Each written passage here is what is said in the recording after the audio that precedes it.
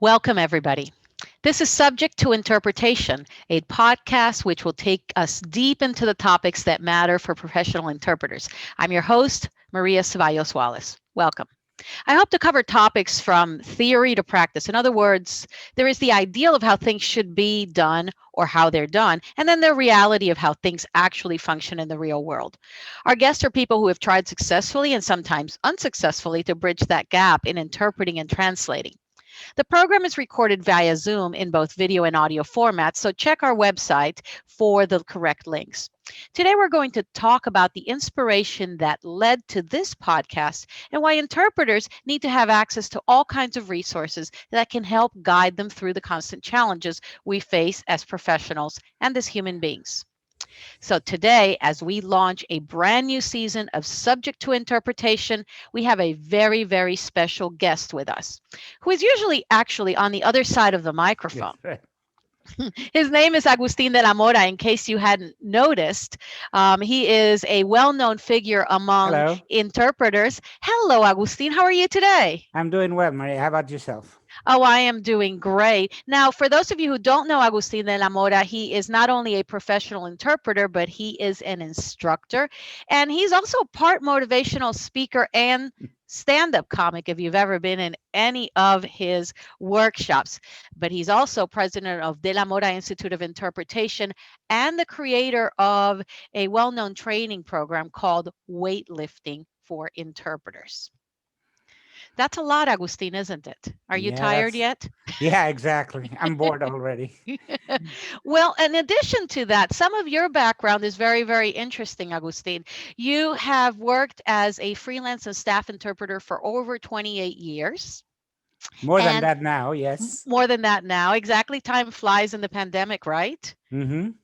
And you are a state certified, federally certified court interpreter, as well as a medically certified interpreter, correct? That's correct. I'm federally certified and I'm CMI, as they call it, Oh, you Certified are Medical CMI. Interpreter. Right. Exactly. Now, you have also been a consultant for the Administrative Office of the Courts for various states, as well as rating federal and state exams. And you have a degree in psychology, which is very interesting to me because interpreting and working with people always requires a little extra knowledge of psychology, don't you think? Yeah, it doesn't hurt. It doesn't hurt. Yes, that's true. And I have been very lucky to work with many states in the when they started their programs for certification of court interpreters, because I've been around, as you said, for a long time. So it's been an interesting journey. Absolutely.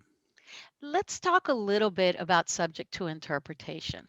This is the podcast that we are restarting with a new season, Mhm. and but it was your brainchild. So let talk to me a little bit about where this idea came from, why you thought we had a gap, perhaps, in the information we were getting for interpreters. Well, actually, yes. It happened to me from the very beginning of my career as an interpreter. As many of you, probably yourself, Maria, or many of us that are starting this business, the standard, especially 30 some years ago when I started, was pretty strict about becoming a court interpreter. Where I was working, it was very strict. You know, they had to ask you two questions: do you speak Spanish? Can you be here tomorrow? And if you could answer in the affirmative, that you were in.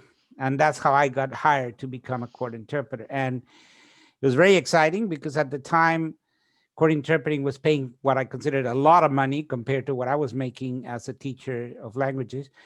And but of course, the first day that I went to court, I realized I really had no idea what I was doing. That I fell for the mirage that a lot of people in this business fall for, and that is, oh, I'm bilingual. I've done this before with my relatives. I'm sure I can interpret. Well, how difficult can it be? And I found out it was quite difficult. And I also discovered that there was a lot of requests for interpretation in the courts, but really not even the mention of the word training at all.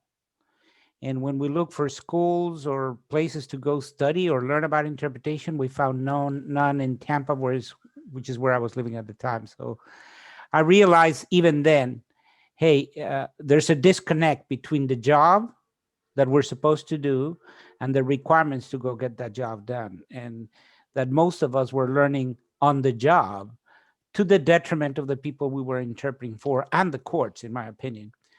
So from very early, I started with several of our colleagues from Florida to start creating training materials. That had been my gig when I was in Mexico. I had a company. We specifically trained people in learning, and that was the beginning.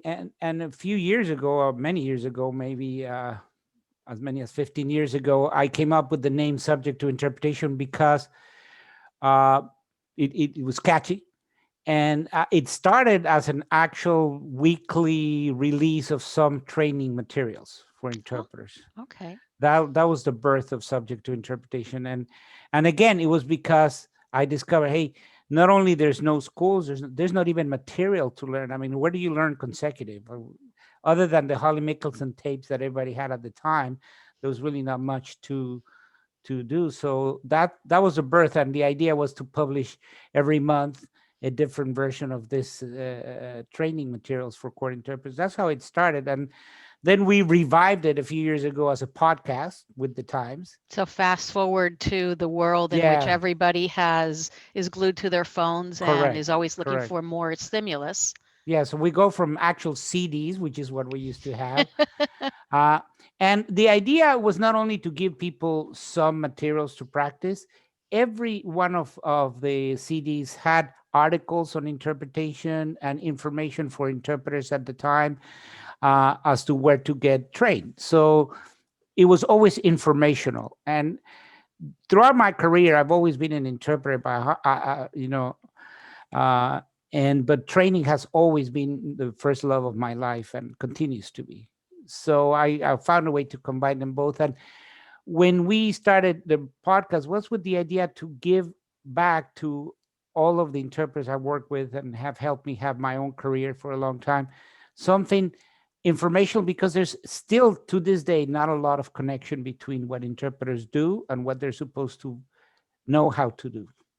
Absolutely, I completely agree. Now, speaking about the podcast, it's interesting. I was reading that most podcasts don't make it beyond 6 episodes. Really? And yeah, absolutely. I Usually they didn't know. kind of, yeah, well, I'm glad you didn't know because so far, Subject to Interpretation has 37 Really? episodes.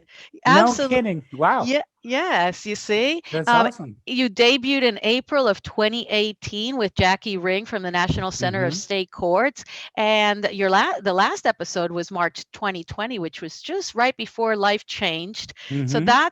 that's really interesting to me. Where we're going to cover a little bit of that, but the focus of the podcast has been really to bring people together with the expert in the fields that they may have heard about, somebody who they might have a dictionary from, or they have taken Mm-hmm. a course from online or in person, and actually get to know them a little better, and maybe, for lack of a better terms, find out what makes them tick and how they got to where they were. You've also covered the podcast has also covered topics from certification to marketing to business, etc. And it really is a who's who list of the Yeah, interpreting world. we put a lot of effort in bringing people that were well known on the field by the few people that are in the field, because it continues to be. It's interesting because we seem to have almost two kinds of interpreters um, working in this business all over the United States. We have a large group of people who are bilingual, who enter just like me into the field of medical or legal by saying, yeah, I speak Russian, and yes, I can be here tomorrow, and continue to be pretty much in that vein. I mean, they go every day, they say, hey, I've been doing this for 10 years. That's their education and their background, and continue. And I think we still have a large group of people that are like that. And then we have another group of people that, like me, like you, were more curious about doing a better job, about finding out, how do I do this better? How do I train myself? How to improve my performance? What is the objective? What am I? And these curious minds are the people that are belong to associations and go to the conferences and are constantly looking for advice and new information. And my idea was to not only service those people, but also to try to invite the other group to help them understand there's a lot more to interpretation than just going to work and saying she says this and he said that. It's a lot more than that. So subject to interpretation, that's why we wanted to bring the people from the very beginning. We brought Jackie Ring because she's a super expert in the field of testing, and the National Center is still the repository for the state exams. And I wanted people to hear from the horse's mouth that is not a punitive exam, that is not black magic, that is not designed to people so people fail. It's actually to identify people who can do the job. And in that vein, we invited Robert Jolie because many of us consider him the grandfather of the profession here in the United States, and he had a lot to contribute about the history. So to make it more about the traditional, this is how you say judge, and this is how you say prosecutor, instead expand the horizons. Right. So subject to interpretation has never really been a how to. No.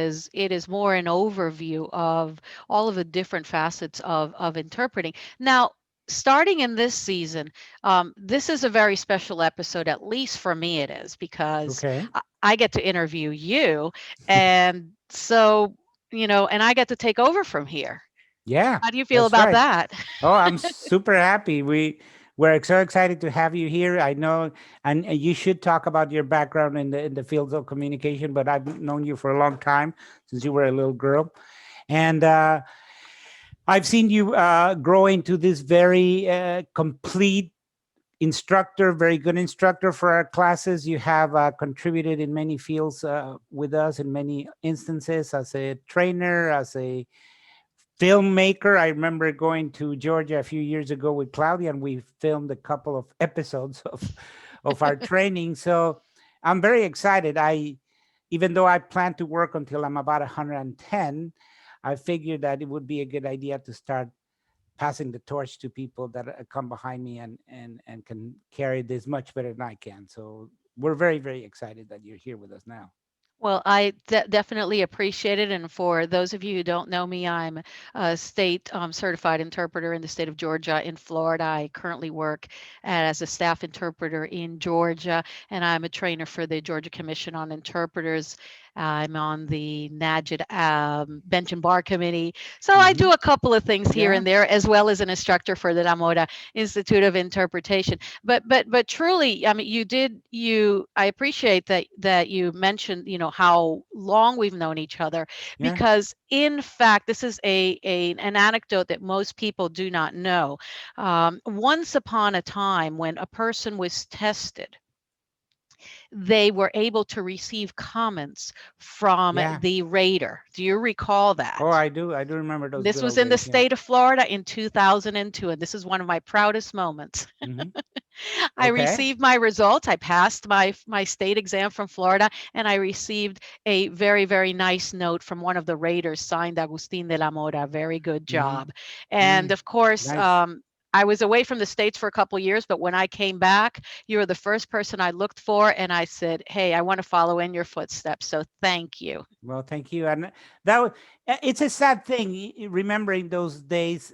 Sad in the sense that I believe that those comments that we used to provide for the people who took the test were very helpful. Unfortunately, that has gone away for whatever reason, and we don't have those comments anymore. It's funny that you mentioned it because the guy who's now the director of the program for federally certified interpreters, Javier Soler, used to live in Florida Oh, many years ago before he moved to DC to work with our friend James Plunkett, and then got the job that he has with the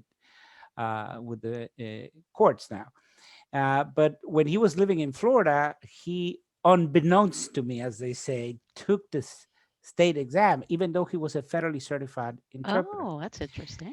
And he took it because he said, I wanted to, check it out and see what was this all about. So the next year we were rating exams in Chicago, and he approached me and he said, "Oh, thank you for your comment, because," he said, "I got my results from Florida and I did pass. And the guy who rated me said, this is a very good candidate. We encourage him to take the federal exam." So he had already passed it, but he went and told me. So it's interesting. This is the second time that I hear that people did appreciate some of the comments. It's nice to hear. Oh, absolutely. And hopefully, in other episodes of Subject to Interpretation, we'll talk more about testing and about some of the other things that we Oh, need for to do sure, for to get sure. through those hurdles. But that is one for me. That is a key moment in my career as an interpreter because I felt a connection. I felt a Mhm. connection not just with with somebody in the industry who actually cared about what I had done and what I had accomplished, as opposed to receiving a very antiseptic Antiseptic, yeah. type Mhm. of letter. You passed, you didn't pass, that kind of thing. Um, Now, with subject to interpretation, is my understanding, because of your background in philosophy and your very deep interest in education, you were also interested in addressing issues about adult learning and recognizing the importance of bringing more people into the fold. Can you talk to us a little bit about your philosophy of teaching adults in general, as opposed to teaching perhaps anyone else, children, college students, and things like that? And then I want to go into a little bit of what this means for interpretation. Thank you. Well, obviously, the people that have been doing this job forever, as I told you, by the time I was hired myself as an interpreter, there were people that have been doing interpretation in the courts for 10 years or more, right? So clearly, the people who are doing this job are adults, and they're not in a regular school. And we're starting to see some institutions of higher education having opportunities for interpreters, but it's been very slow to come. But again, 30 years ago, there was nothing. So it was not considered something, I guess, worth of being uh, taught in an educational institution. So it was all up to us to train ourselves. And what we Mhm. discovered is that it's very difficult to work with adults, because adults, first of all, they already did their schooling, right? I'm done with schooling. They go and yell at their kids for not doing their homework, but they have no interest in doing homework themselves. So it's Been a there, different done that, animal. right? Yeah, absolutely. It's a different animal. It's very difficult to not very difficult, it's different to work with Mhm. adults and how to train them, and especially in this profession, which is uh, let's face it, as of right now, it's a performance based profession, right? You have to prove your medal, and Correct. to get there to educate adults is different from children. And one of the important things is adults, as much as they hate hearing it, it's more than just doing things. I think that there's this idea among adults that, hey, you learn by doing it, and maybe it's true in some things, but nothing says to me, as in this profession, to tell somebody go learn on the job, because then you're talking about, well, so if Johnny ends up going to jail and he shouldn't, well, there's a learning curve. So A learning because curve of for the that, interpreter, but for certainly for, not for the person who for the ended up in process, jail. exactly, or the other way around. Patricia McKelson always says, we're the unheard injustice. Is either people are let out to victimize again when they shouldn't have because of a mistaken interpretation, or the other way around. So we started studying a lot, and we based a lot of our training at that time in theories from specifically David Cole, who was a well-known experiential psychologist. So I discovered that working with adults is a lot more practical and repetition based. And Mm. you mentioned something interesting. Motivation is a very important part of working with adults. I think that that's probably where we have had the most success, because children have no option, right? We give them no option when they're killed. You have to go to school. It's mandatory. If not, they'll put you in jail for being, for playing hooky. So they have, that's their job. Right. But That's I what thought yeah, that's what is absolutely. expected from them, right? But for adults, is different. So what we found out is that the idea in adults is, oh, well, you learn just by doing. But the results don't bear that to be true. When we tested interpreters and we started introducing these tests, as opposed to just, do you speak Spanish? Can you be here tomorrow? What was very surprising was the very low passing rate of this people who had been interpreters for me. But not to their fault. Not It's not their fault. The fact that the job assumed that by just telling you just go there and do it was enough to train somebody. So we introduced the concept of working with a philosophy that takes you from just doing to actually learning from what you're doing, and taking you almost step by step, not almost step by step, in a systematic approach to actually learn what you need to learn to be a court interpreter Well, I'm or a medical surprised. interpreter. Medical court, Hmm. all Yeah, of the above, they can all benefit from the sure. systematic approach. I am always surprised when I speak to new students and they say, and I ask them, do you record yourself? Hmm. Yes, yes, all the time. And Yeah. then I ask, do you listen to yourself? Not Why that would I much. want to? Yeah. Yeah. And it takes a little bit of drilling. It takes a It little does. while to get it into them that it is not just being put on the spot. It is the action of reviewing and listening to yourself. When do you get tired? When do you mix up your consonants and your vowels depending on the language? When do you mix up your Yeah. articles, for example? Hmm. Were you trying to multitask while you were doing something and it came out the wrong way? Or were you just not focusing and you missed a certain segment of what was being said? So there's no way you can know this without listening to Listen, yeah, no. yourself. One of the things that I think it's very important about this, and you hit in the head, is the idea that because I did something, I learned from it, really doesn't do well in this arena. I mean, the fact that I interpret for somebody, and somebody who doesn't speak the language tells me you did a good job, really doesn't help me learn much. And listening to yourself is just imperative if you're going to be a good court interpreter, again, or a medical interpreter or any kind of interpreter. So, and actually, one of the interesting, how would I say, serendipity situations that we got from this COVID was this forcing us all into this virtual learning and virtual communication. We at the institute had already had classes online for a while, but obviously since COVID hit us, that has increased dramatically. But uh, the point that I wanted to make is that by doing things online instead of in person, we discovered something interesting, and that is Hmm. that approach of adults needing a lot more reinforcement and pushing into actually getting the job done rather than just attending and Hmm. thinking that by osmosis they learn, was effectively and positively affected by online learning. Because what I realized is that with all this motivation that I try to give people during a weekend, for instance, I've had the experience people leave really motivated. Man, this was great. Oh, I'm so happy. I'm going to start tomorrow, blah, blah. But most of the time it was like this New Year's resolutions, right? Yes, I agree. They talked about it by Sunday. By Wednesday they didn't even remember that the seminar had occurred, right? And then of course they would go take the test, and they would discover that, oh man, the last time I opened a book was when that was in that weekend seminar, right?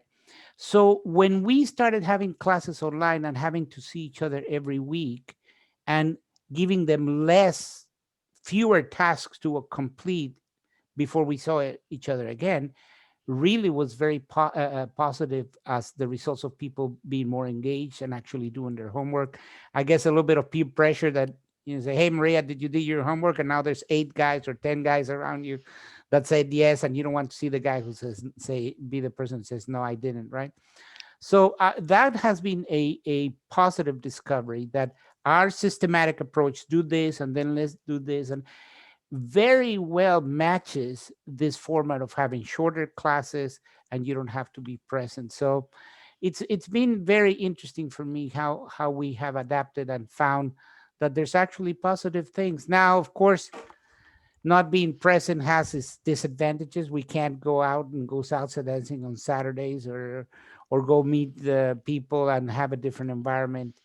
But that will come too. One of the things that I find really interesting, Agustin, is the fact that in addition to being able to extend the cycle of learning for interpreters who are taking online classes, now they really have access to other interpreters in other parts of the country they may not have That's known. true.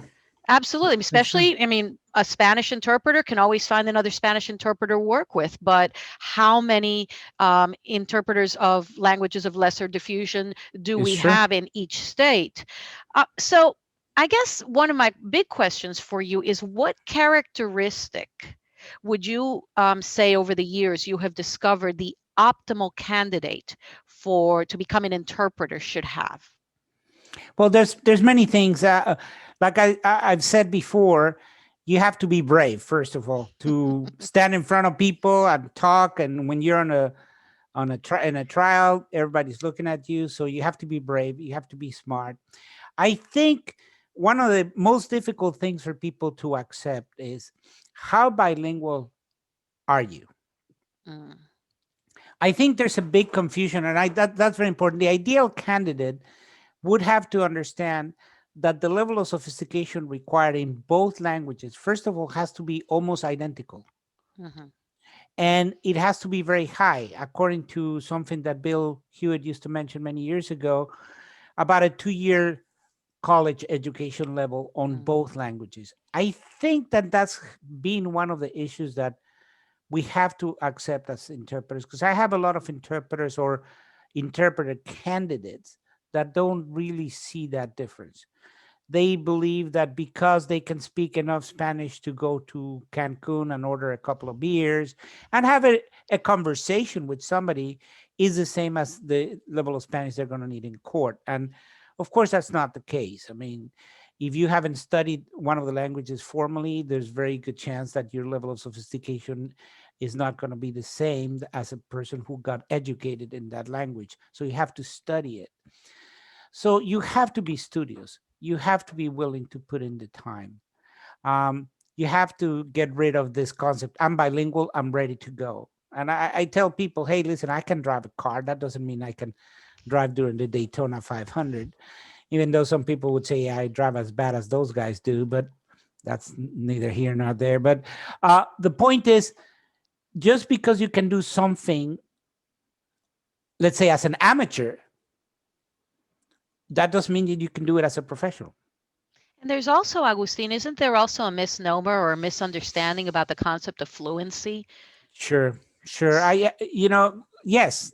I often ask that question because people say I'm fluent in Spanish or I'm fluent. And, and the best example I can give people is, well, think about a 10-year-old child who has gone to school and was born in, you pick the country, let's say the United States.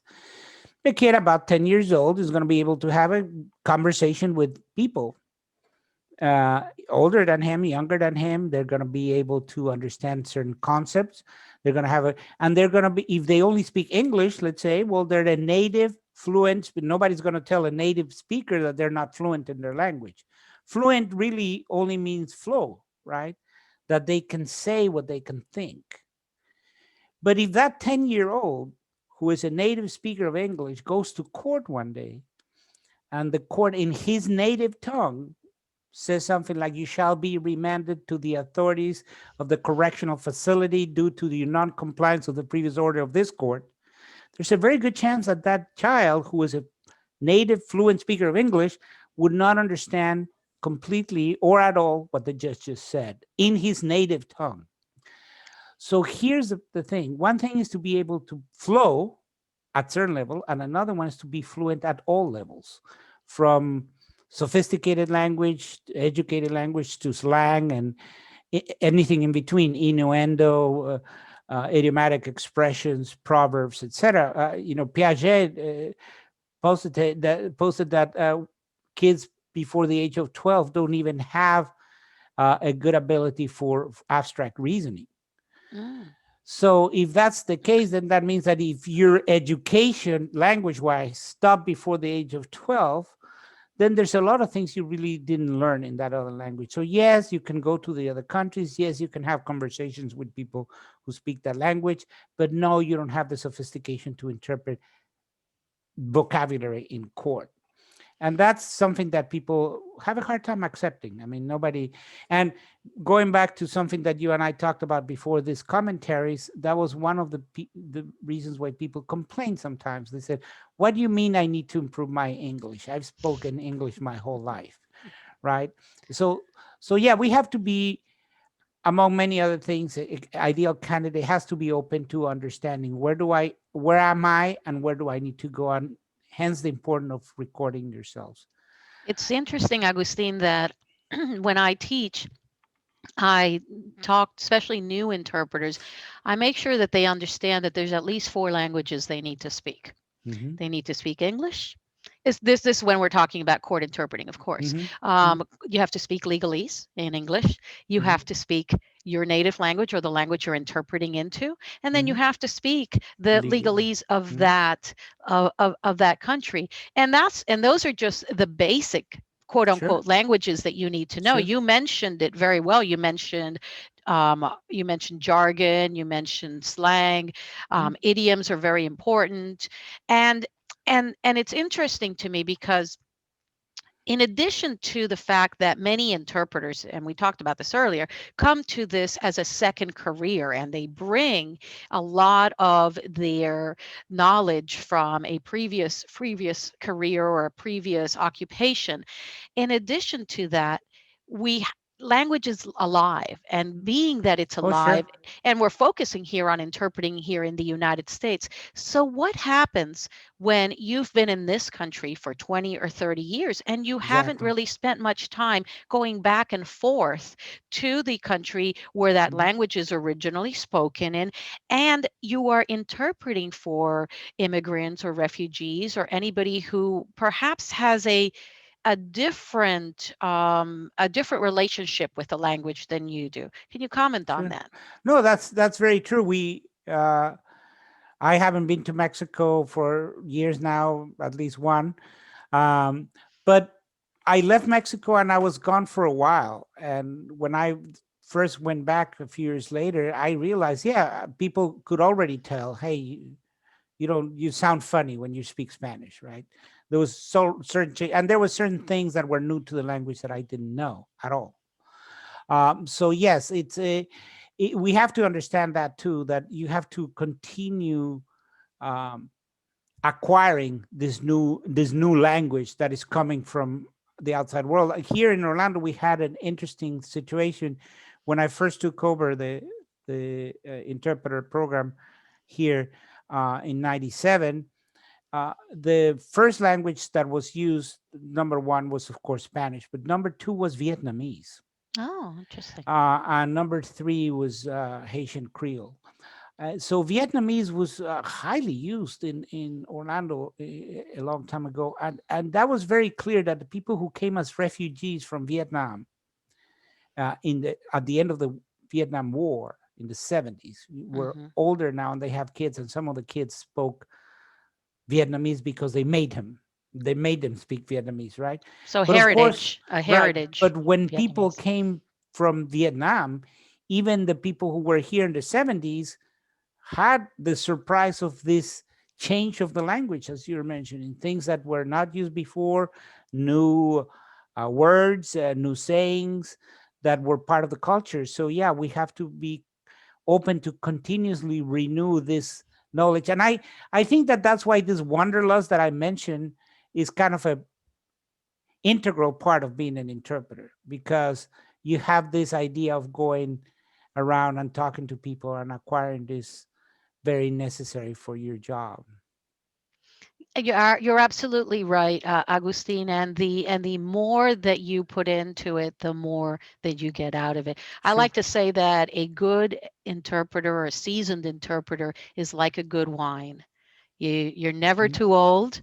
You just have to continue to acquire the right conditions to mature in the right conditions, Exactly. whatever those are, whether it's temperature or whether it's vocabulary or whether it's exposure to new Mhm. environments. And that is really what cements the, Yeah. all of these skills in the good interpreter. What about you? What makes the good interpreter? What about me? What makes me a good interpreter? Oh, well, yeah, that's a good question, actually. I meant No, what I was actually asking you what you think makes a good interpreter, but why don't we go with that one? I think I was telling you that for me, interpretation is part knowledge, part bravery, and part black magic. I don't know how we do it. I'm serious. I think that this, just like any other talent, people can sing, I can't. Some people are better dancers or whatever. I think that in interpretation, there's this quick connection in the brain where you skip from one language to another and backwards that cannot be taught. So a good interpreter has to have some innate talent to do this job. I've had people that have PhDs in both languages that I speak and told me, and they're very good translators, and they tell me there's no way I could do interpretation. I don't know how you guys do it. And the truth is, I don't know either. There's a part that I really, how did I come up with the solution? I don't know, but it's there. So what makes a good interpreter is openness to this.